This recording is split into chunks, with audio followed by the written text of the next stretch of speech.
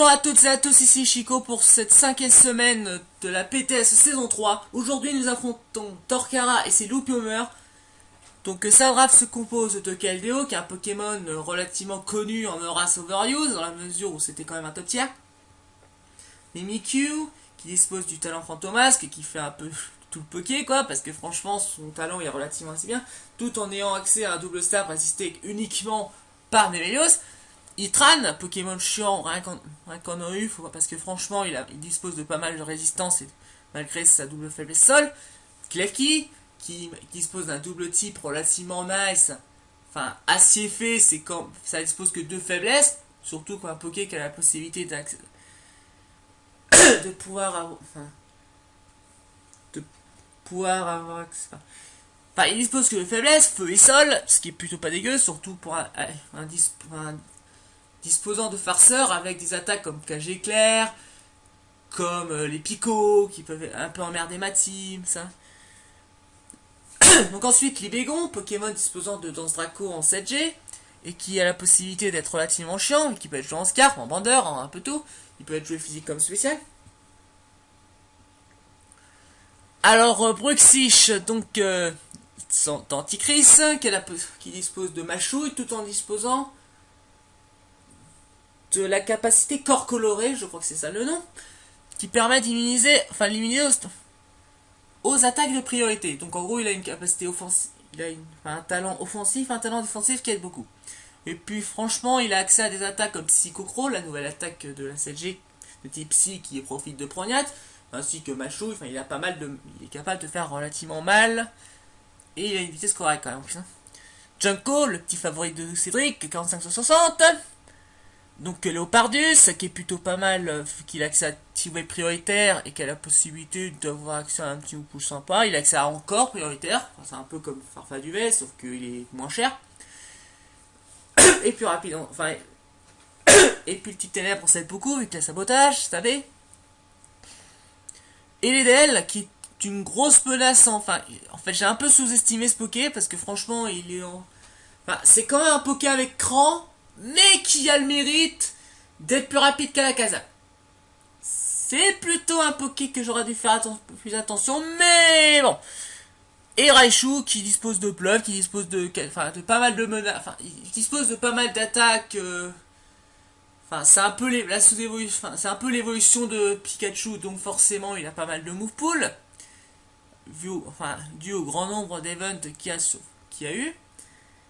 Il a même accès à vol, donc fly, donc s'il a envie de jouer Flying Z avec Vol Z, c'est pas dégueu, ça sera rigolo, mais bon, je me doute pas qu'il fasse ça, mais bon, c'est juste pour la déconne. Sylvalier Roche, bon pas Sylvalier Roche, hein, c'est un Sylvalier comme un autre, hein. Il a rien de spécial.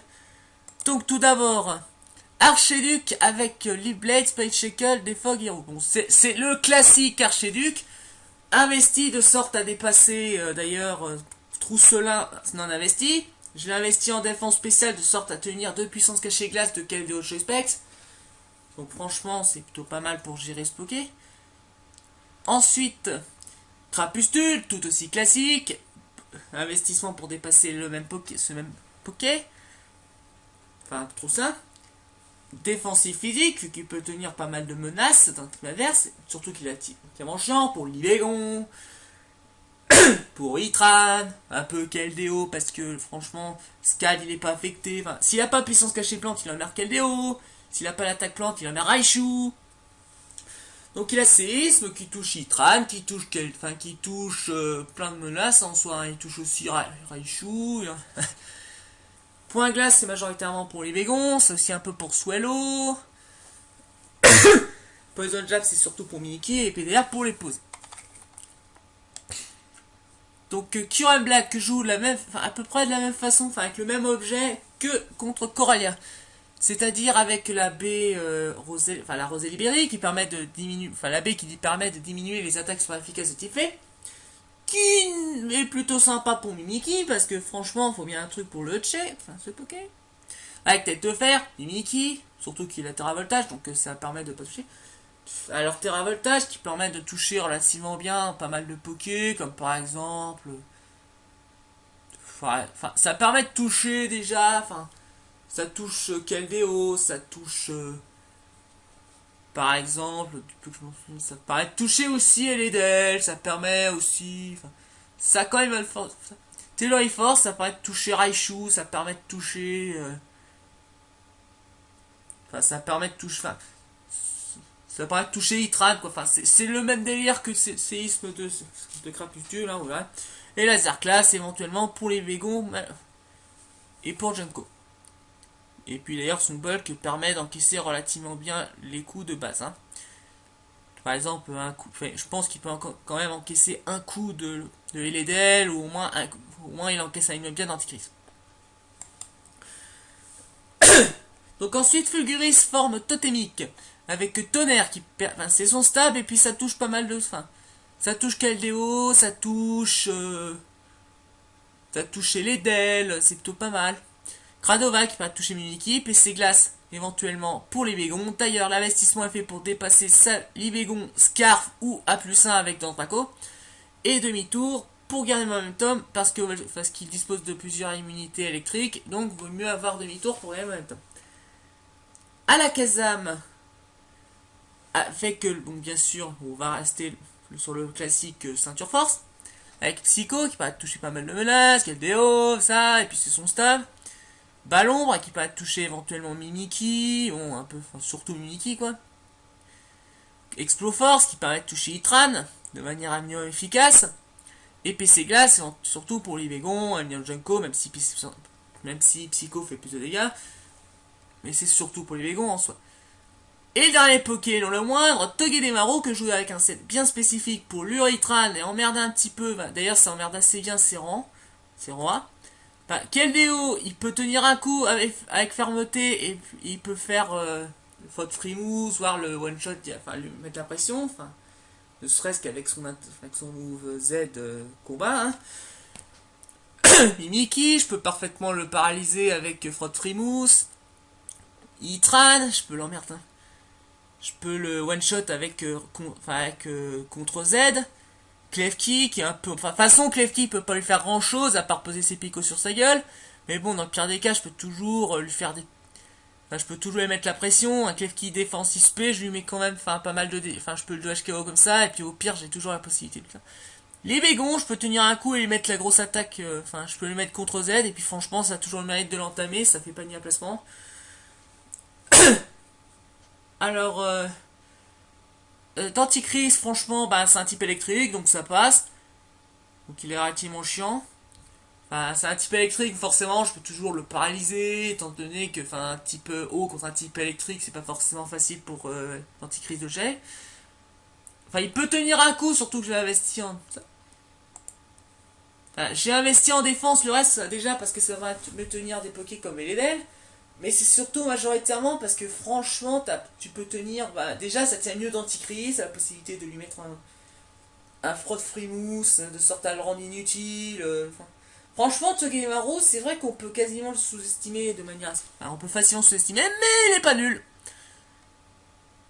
Franchement, il est pas nul. Alors j'aurais pu continuer ça, enfin déjà Eledel, franchement au pire si je sens que vraiment Eledel est un Pokémon chiant pour la team, je peux me permettre de garder Togedemaru parce qu'il le tient quand même un peu et je peux toujours faire un Fraud Frimousse ou au pire faire contre le talent fermeté aidant. Donc contre c'est évidemment parce que c'est ça le seul attaque combat. Si, puissance cachée combat, mais bon, il n'y a pas grand chose, il n'y a que ça comme attaque combat physique, donc autant en profiter, et puis franchement ça fait une attaque relativement sympa. Surtout qu'il a fermeté, donc contre et fermeté sympa. Un direct toxique, c'est simplement pour avoir une attaque super efficace pour Mimikyu. Zingzap, c'est évidemment son gros stab, hein, parce que franchement, enfin ça en plus c'est un stab qui permet d'avoir des chances de flinch. C'est plutôt sympa. Et Frotte Frimousse, ça permet tout simplement de paralyser éventuellement Mimikyu tout en pétant son fantomasque. Ça aide. Je l'ai joué donc rigide avec 252 V en attaque, hein, comme c'est pour taper plus fort et vraiment faire plus de dégâts à éventuellement Itran. 52 en défense. Le reste en défense. Alors l'investissement est fait. D'ailleurs c'est le même. Ah mais non. C'est fait pour dépasser Itran full vitesse. Comme ça je le dépasse et je lui fais un contre Z dans sa gueule. Au cas où il a envie de se dire, bon, Togedemaru, je peux ramener Itran dessus, comme ça je peux. Et ben non, hop, contre Z.